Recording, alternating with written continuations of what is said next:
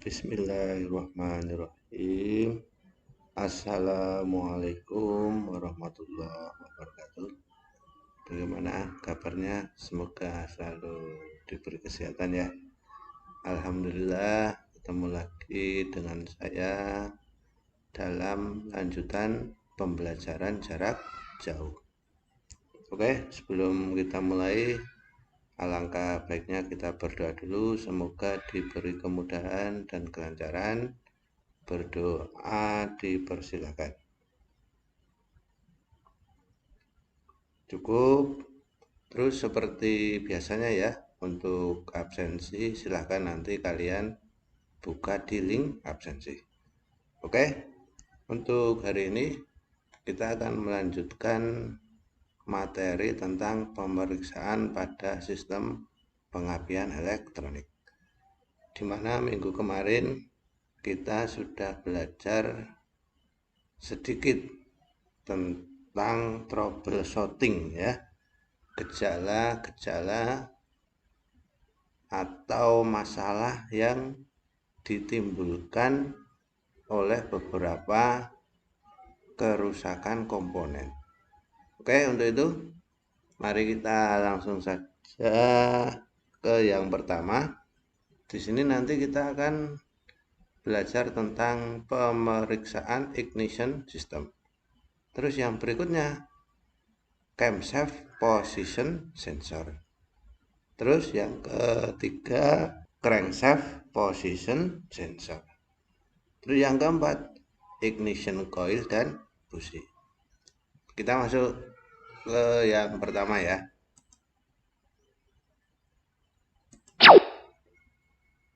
Nah, coba perhatikan di sini gambarnya ya. Di sini engine room relay block. Di depan kap mesin sebelah kanan ya. Di situ ada fuse berbagai komponen ya. Terus di sini ada gambar engine, ini spark plug, ini ignition coil assembly. Nah, terus di dalam kendaraan ya, di sebelah kanan setir itu ada juga fuse block assembly ya.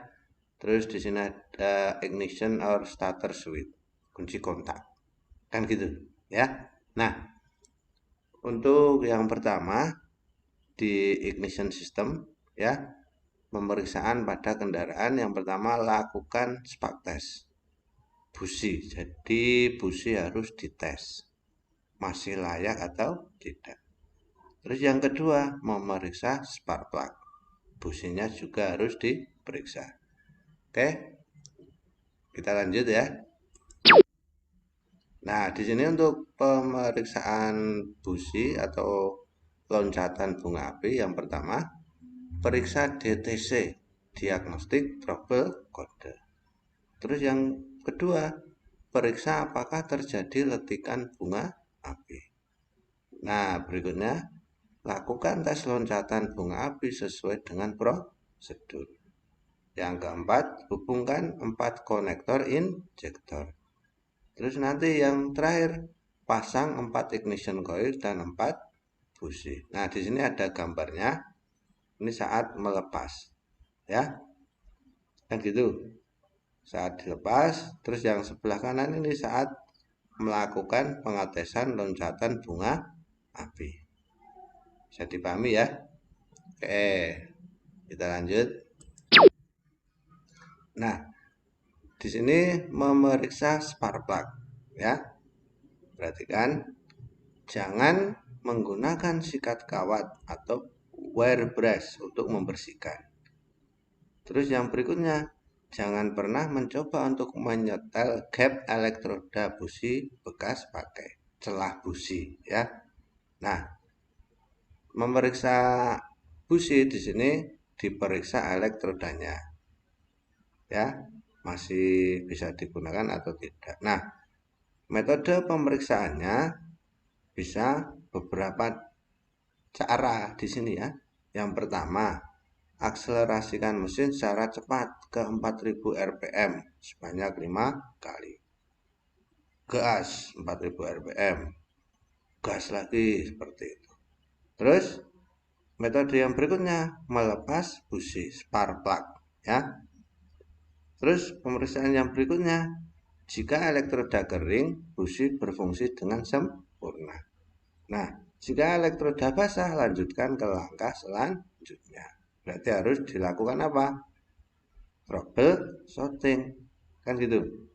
Nah, terus yang ketiga di sini periksa spark plug dari berbagai cacat pada ulir dan insulator. Jika terdapat kerusakan, ganti busi. Ya, menggunakan spark plug gap gauge, kan gitu. Mengukur celah apa? Gap elektroda. Jika gapnya lebih besar dari maksimum, setel gap spark plug menggunakan spark plug gap gauge, kan gitu. Oke, ini sebenarnya udah kita bahas pada pertemuan kemarin yang ini ya. Tapi karena ini masih berkaitan erat tentang sistem pengapaian elektronik, maka saya harus menyampaikan lagi supaya kalian benar-benar paham. Oke, kita lanjut ke yang berikutnya. Nah, di sini camshaft position sensor. Ada gambarnya, posisinya di sini ya. Nanti semoga setelah ujian akhir semester jarak jauh di Januari, semoga sudah pada bisa masuk sekolah benar-benar normal sehingga kalian bisa praktek ya, kan gitu. Oke, nah di sini camshaft position sensor, pelepasan saat melepas ya, lepas air cleaner hose nomor 1. Jadi di sini itu ada tutupnya yang ada filter udaranya itu ya, terus ada selangnya kan gitu. Lepas air cleaner assembly ya, terus baru lepas camshaft position sensor gitu ya. Nah di sini pemeriksaannya, pemeriksaan camshaft position sensor. Yang pertama, ukur tahanan sesuaikan dengan nilai tabel di bawah ini ya. Jadi dicek di sini, ini ada gambarnya ya. Saat kondisi dingin, speknya ini 1630 sampai 2740 ohm. Saat kondisi panas ya 2065 sampai 3225 ohm. Nah, berarti kan di sini petunjuk ya. Dalam tabel di atas, istilah cool dan hot, dingin dan panas ya, mengacu pada temperatur dari koil. Ya. Cool berarti sekitar 10 sampai 50 derajat. Berarti 14 derajat Celcius ya. Di sini berarti 14 sampai 122 derajat Fahrenheit. Hot berarti sekitar 50 sampai 100 derajat Celcius. 122 sampai 212 derajat Fahrenheit. Bila tahanan tidak sesuai dengan spek, ganti camshaft position sensor. Jadi dipahami ya. Oke, kita lanjut. Nah, ini tadi kan sudah melepas, memeriksa, terus pemasangan ya. Pasang kembali apa? Camshaft position sensor. Terus kembali pasang air cleaner assembly. Yang berikutnya pasang air cleaner hose nomor 1. Tutupnya tadi, terus yang ada filter udaranya juga kan gitu. Nah, yang keempat memeriksa kebocoran engine oil. Oke, mudah kan? Insya Allah bisa. Oke, kita lanjut. Nah, sekarang crankshaft position sensor. Perhatikan gambarnya. Nih sensornya ya, dekat puli kan gitu ya. Nah, cara pelepasan crankshaft position sensor pertama, lepas engine undercover ya. Terus lepas crankshaft position sensor. Gitu ya. Nah, sekarang pemeriksaan.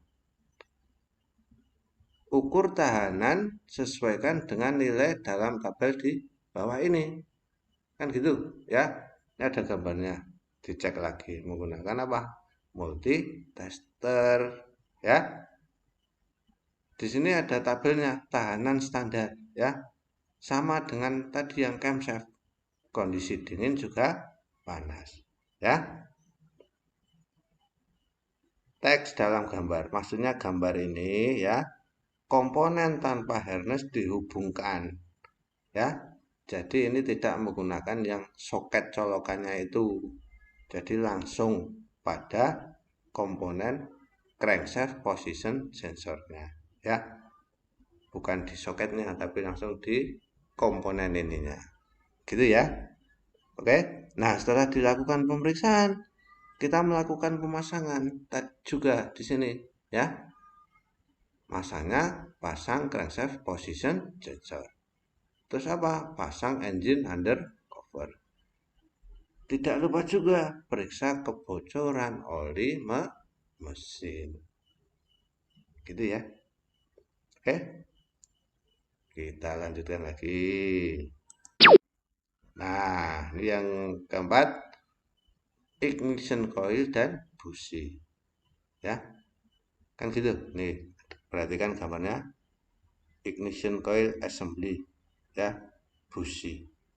Oke. Nah, cara melepas ini sama dengan yang awal tadi, harus melepas air cleaner hose nomor 1 ya, yang tutupnya di atas berbentuk persegi. Persegi tapi agak trapesium gitu. Ya, terus lepas air cleaner assembly. Terus lepas apa? Ignition coil assembly. Ya, ini lepas coilnya, terus businya dilepas. Gitu ya. Nah, setelah dilepas, lakukan apa di sini? Pemasangan ya. Pasang spark plug keempat busi tadi ya. Setelah dilakukan pemeriksaan, terus kita pasang lagi, ini dipasang ya. Pakai momen ya. 22 Newton per meter atau 224 kg ya per sentimeter. Oke, ada ukurannya. Terus pasang ignition coil assembly kan gitu. Pasang keempat ignition coil dengan 4 baut. Hubungkan 4 konektor ignition coil ya. Terus berikutnya pasang air cleaner assembly. Urutannya seperti ini. Pasang air cleaner assembly dengan 3 baut. Lah Pak, bingung belum praktek. Nah, ini untuk materi dulu. Nah, jadi nanti pas kalian praktek kan bisa langsung apa? Mengaplikasikan. Nah, kan gitu ya. Jadi nanti ketika ada kesulitan langsung WA Pak Guru saja. Insya Allah langsung saya jawab ya, supaya ada gambaran buat kalian. Nah, terus urutan yang kedua, hubungkan vacuum hose ke vacuum sensor. Hubungkan konektor manifold absolute pressure sensor. Pasang intake air temperature sensor. Ya.